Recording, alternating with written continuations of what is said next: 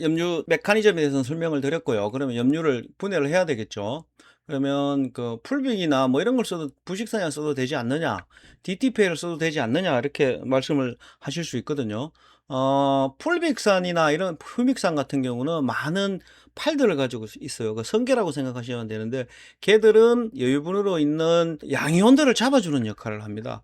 DTPA는 뒤에 한번 설명을 드리겠지만 DTPA 같은 경우는 오히려 풀빅이나 부식산보다 성능은 약하다고 저는 보거든요. 그래서 설명을 해볼게요. 근데 아까도 설명을 드렸지만 제일 중요한 거는 양이온만이 염이 아니거든요. 음이온도 염이에요. 그 다음에 염소도 염이에요. 그러면 지금까지 알려진 거 기준으로 본다 그러면 양이온은 어떻게 할 수 있는데 음이온은 할 수 있는 방법들이었습니다. 그건 누가 하느냐? 미생물이 합니다. 그래서 이제 인산하고 질소를 잘 분해하는 미생물을 선발을 해봅시다. 원예 용어가 싱크가 있어요. 그러니까 이 싱크대죠. 싱크대 뭐 쑥 빠지는 거, 여기 싱크대 물이 쑥 빠지죠. 설거지하고 나면 비가 마용으로 인해 가지고 이제 싱크 홀이 생겨 가지고 뭐 문제들이 생기죠. 싱크가 생긴다는 건 뭔가가 없어진다는 거거든요. 그래서 이거는 그 식물 생리적으로 봤을 때 식물이 이용을 해 먹는 거예요. 식물이 먹을 수 있게끔 만들어 놓으면 그놈이 먹어서 싱크 역할을 해서 없어진다는 거죠. 토양 중에 염류 장애를 해서 보면 어떻게 하냐 그러면 제3인산 칼슘이라는 게 있어요. 이놈이 인산하고 칼슘하고 들어붙어 가지고 일반적인 거 가지고는 잘 분해가 안 돼요. 그래서 피코버스카야라고 하는 분이 이제 배지를 개발을 한 거예요. 그래서 요 놈을 해놓고 미생물들을 이렇게 접종을 해놓으면 맑아지는 부분이 있거든요. 그거는 이놈들이 분해를 해낸다는 겁니다. 그래서 난용성 인산염을 저희가 솔트 학교는 이제 아시네토박터 계열이거든요. 이놈이 먹어낸다. 요거를 이제 선발을 해낸 거죠. 갯벌흙을 갖다가 이제 저희들이 채취를 해서, 제가 한 건 아니에요. 개발자가 해가지고 산흙하고 1대1로 섞어가지고 이제 키운 거예요. 키웠더니 대저구 같은 경우는 7월 13일이고 얘는 8월 10일인데 이렇게 현상이 발생이 되죠. 얘는 그래도 잘 컸고 얘도 잘 컸고 잘 컸는데 이균을 갖다가 선별을 했습니다. 그래서 이 균의 특징은 뭐냐 그러면 염류 농도가 높은 국내 토양 토착균에서 이제 개발을 한 겁니다. 그래서 불용성인 비료염 중에 인산, 고통, 칼슘, 황 등을 분해해서 식물이 먹을 수 있게 해서 결국은 싱크를 만들어서 토양에 이씨를 떨구면 이씨가 떨어지면 어떻게 돼요? 식물은 물을 더 많이 빨 수가 있는 거죠. 그래서 이놈은 150평에서 200평 정도에 하나 이렇게 합니다. 요거는 이제 제가 그린 모식도인데 요 놈을 미생물이 먹어서 식물이 흡수할 수 있는 그런 메커니즘으로 되는 겁니다. 그러면 DTPA랑 뭔 차이가 있느냐? DTPA는 디에틸렌 스리아민 펜타 아세틱 애시드예요. 아세틱 애시드 초산이 하나, 둘, 셋, 넷, 5개 있어요. 5개 있어서 이거를 펜타죠. 펜타곤 할 때 펜타. 에틸기가 있고 아민기는 5개가 강하게 양이온을 이렇게 잡아주는 그런 역할을 합니다. 근데 잡아주는 거죠. 그러면 토양하고 붙어 있거나 그 덩어리 형태로 돼 있어서 전기를 뭐 안 띄거나 양이온을 띄는 것 같은 경우는 이놈이 어떻게 잡아줄 수가 없죠.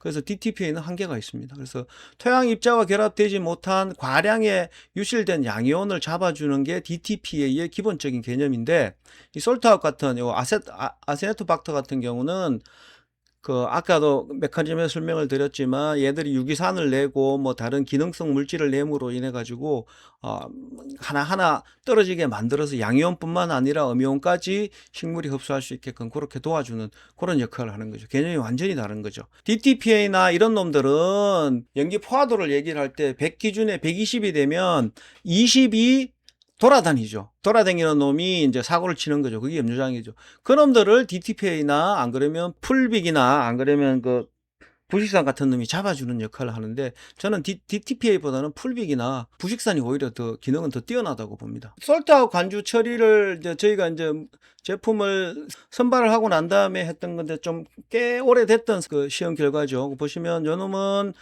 그 EC가 결론적으로 이만큼 떨어졌죠. 산보다 더 떨어졌죠. EC는 이렇게 떨어졌고 유효인산이나 이런 것들은 오히려 양이 늘었더라고요.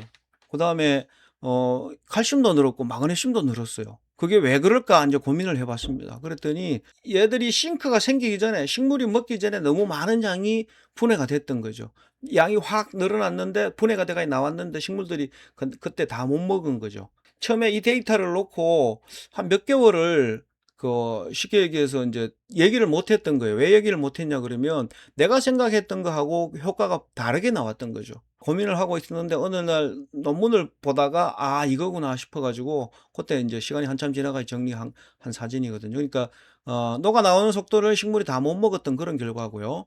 요 놈은 단기간에 본 거고 요 놈은 1년에 걸쳐서 봤습니다. 2007년 1월에서 2007년 8월 1년을 보니까 인산질이 1000에서 460까지 떨어졌어요. 460까지 떨어진 거고 요렇게 떨어졌죠. 그다음에 이시 같은 경우는 4.3에서 1.32까지 떨어졌죠. 2.6 정도에서 형님 그만하세요 했는데 이분이 계속 해가지고는 1.32까지 들어가요. 나중에는 비절 현상까지 왔던 그런 경험이 있었는데 이렇게 장기간에 1년을 두고 봤더니 결국은 요 균이 분해를 시켜가지고 염류들이 싱크가 되게끔 해서 식물이 먹을 수 있게끔 그렇게 만들어 놨기 때문에 꾸준히 이시가 떨어져서 조절하고 있는 거죠. 그래서 상주분들은 염류가 완 거를 별로 고민을 안 합니다. 왜냐 그러면 솔트아웃에 대해서 잘 알고 있기 때문에. 그 다음에 이제 요거는 2015년에 임실에서 찍은 사진입니다. 이렇게 여기도 다른 데보다는 좀 덜한데 이렇게 똥들이 많이 묻어 있죠. 농가들님 말로 이제 똥이라 그러죠. 이렇게. 그때 옆에 처리한 데는 이렇게 풍성하게 끝도 별로 안 타고 그런 현상이 나왔고요. 요거가 임실에 이제 처리 전 사진이에요. 여기 보시면 이렇게 청태가 끼어 있죠. 여기 청태가 끼어 있죠. 요거 저희가 이제 교육 자료로 많이 사용하고 있습니다. 개선하고 나니까 온 밭이 이렇게 좋아졌죠. 아주 많이 좋아졌습니다. 요거도 처리 전에 이제 이렇게 요런 것들은 결국은 살아있대 제대로 못 크는 거죠. 요거는 처리 전이고요. 처리하고 났더니 이렇게 생육이 좋아졌다는 그런 자료예요. 요거는 이제 이끼를 제거하는 능력이 뛰어나거든요. 요거는 제가 아주 옛날에 살던 그 동네 영감님 밭에서 테스트를 했던 겁니다. 무처리하고 처리하고 그렇게 차이가 나죠. 그 다음에 요거는 요 뒤에 사진하고 요 사진하고 차이가 있거든요. 요거는 11월 사진이에요. 11월 사진이고 얘들은 염류장애가 발생이 된 데거든요. 여기는 오이하던 밭이었어요. 그래가 비료를 NK만 계속 썼던 밭이거든요. 염화가리 쓰고 요소 쓰고 뭐 NK 쓰고 이랬던 밭인데 얘는 그 측면에는 그래도 바깥에서 물이 삐져 들어오니까 조금 살아 있고 얘들은 가운데는 물이 잘 안 들어오기 때문에 이렇게 있는데 얘는 안 보이지만 살아 있습니다. 살아 있는 것들이 많아요. 시로렉이 하나 정도로 살아 있죠. 그 다음에 요거를 4월 14일 봄에 그 옆에 하우스인데 스프링클러로 2번을 뿌렸어요. 그랬더니 이렇게 옆에 동 기준으로 봐서는 여기는 살아있대 못 크는 상황이었는데 스프링클러로 2번을 했더니 이렇게 쫙 살아난 거죠. 여기 풀난 데는 작년 가을에 이제 그나마 살아있는 거를 생육한 거를 수확을 해낸 자리죠. 요거는 오이밭입니다. 처리 무처리 차이가 있고요. 7년 된 딸기밭에 이런 현상들이 생겼던 거죠. 여기 보시면 4.5가 2.45까지 제가 오이에 테스트했던 거랑 비슷한 결과를 볼 수가 있습니다. 요거는 이제 가스장에도 효과가 뛰어나거든요. 가스장에 뛰어나는데 영어로 쓴 거는 제가 해외에 설명하려고 했던 건데 요 지점에서 이제 저희가 처리를 했어요. 그랬더니 밑에는 꽉 이파리가 장애를 받았었는데 위쪽은 이제 정상적으로 특히 요 나무 보면 정상적으로 크죠. 그 다음에 요거는 멀리서 찍은 사진인 다른 밭 사진인데 밑에는 가스 장애를 많이 입었어요. 요거는 요 기준으로 해서 위쪽은 가스 장애 회복을 하고 있는 그런 사진이고요. 한 열흘 만에 좋아졌던 그러니까 얘를 확 내리고 이파리 따고 확 내리고 솔트아웃을 집어넣었더니 이제 이런 것들이 싹 없어지니까 깨끗하게 돋아났던 그런 사진입니다. 그러면서 저희가 솔트아웃을 많이 판매를 했는데 이상하게 더 이상 이시가 안 떨어지더라고요. 고민하고 있었는데 그때 CL에 대해서 이제 공부를 하게 됐어요. 농가 토양이 분석센터에 올라가 있는데 제가 데이터를 받았는데 그 혹시 남아 있는 거 있냐 그랬더니 있다 그러더라고요. 그러면은 염소를 분석을 해줘라 이랬더니 염소를 분석했는데 황당한 값이 나왔어요. 그래서 그때부터 개발하기 시작해서 2년에 걸쳐서 저희가 미생물로 형태로 선발을 한 거고 염소를 핸들링 할 수 있는 미생물은 저희밖에 없습니다. 제가 알고 있는 기준에. 그래서 염소에 대해서 얘기하는 데도 없고요. 그 다음에 있다 치더라도 그 놈을 어떻게 토양을 좋은 쪽으로 좋아지게끔 할 수 있는 방법들이 제한을 못 하죠. 요거는 저희만 할 수 있는 그런 거예요. 뭘 했냐 그러면 기본 베이지에다가 미생물을 접종을 했어요. 보시면 고초균 바실러스, 염류분해균 아시네토박터 우리 거요. 그다음 스트레토마이신, 락토바실러스, 로도박터, 강합성 세균, EM균 뭐 별걸 해서 NaCl 0.8%를 맞춰가지고 미생물을 집어넣고 30도씨에서 이렇게 진탕 배양을 했습니다. 이렇게 진탕 배양을 해서 그러면 염소를 분해하는 놈은 그 NaCl 값이 이렇게 쭉 떨어지겠죠. 그 다음에 그대로 있다는 거는 분해를 못하고 그 안에서 죽었다는 얘기가 되겠죠. 요렇게 해서 했더니 요 놈이 결국은 저희가 이제 선발해낸 미생물이에요. 그래 보시면 NaCl 처리 효과인데 여기 보시면 0.8을 했는데 3일이 지나도 0.8이에요. 그 다음에 요 빨간 거는 처음에는 0.8인데 3일 지났더니 얼마예요? 0.5 정도까지 근적으로 떨어졌어요. 아, 그래서 이놈이 분해를 해내는구나. 이렇게 해서 이제 균을 선발을 했습니다.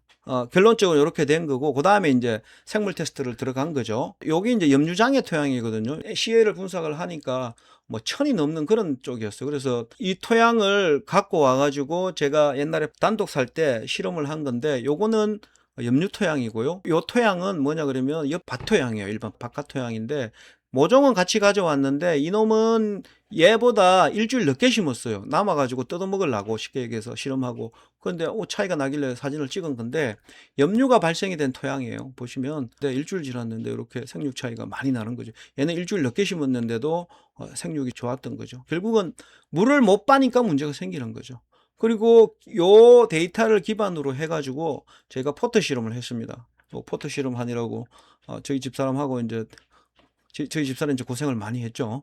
그래서 정식은 1월 20일 날 했고요. 그 다음에 한 달 지나가고 촬영을 했습니다. 여기 보시면 무처리구예요. 무처리구 처리 여기 하나가 더 있어요. 하나가 더 있는데 사진이 안 이뻐가지고 여기서 끊었는데 요 사진을 해외 전시회 가서 주면 사람들이 깜짝 놀랍니다. 진짜 깜짝 놀라요. 그래서 무처리 같은 경우는 다 죽어버리죠.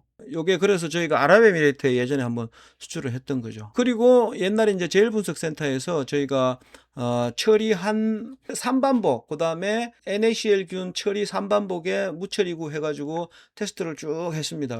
농가 단위로 해서 2000평을 저희가 테스트를 했거든요. 토양을 농가 보고 샘플링을 해라 그래가지고 샘플링을 해서 냉장고에 저장을 해놨다가 저희가 분석을 한 겁니다. 그래서 보시면 pH는 뭐 고만고만하고요. 그다음 EC가 그 당시 1대5로 했을 때요. 1.6, 2.0, 2.06, 1.899, 무처리는 3.0이죠.